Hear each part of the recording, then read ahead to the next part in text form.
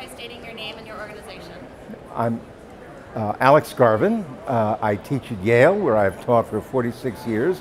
I have my own planning company called AGA Public Realm Strategists. Excellent. Well, as an educator, I'm curious in terms of how you approach students about Olmsted Junior. I imagine that Olmsted has quite a bit of application to your industry. Since this symposium is focusing on Olmsted. My students are in New Haven, Connecticut, and he did a plan of New Haven.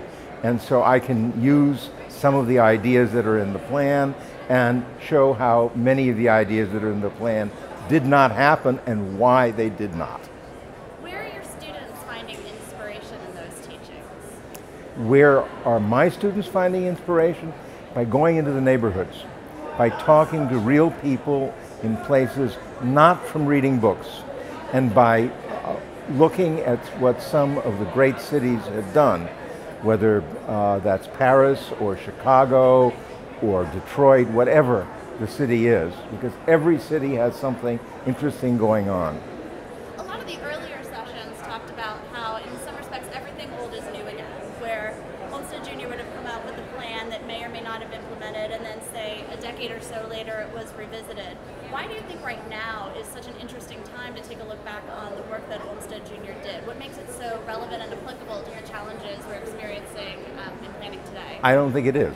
Oh, interesting. Can you elaborate? I think that there are some very interesting things that were done, but that the plans that are worth looking at that he and his firm did are the community development plans, like Palos Verdes Estates in California, which are environmentally really leading edge schemes in terms of sustainable drainage, air quality, and so on.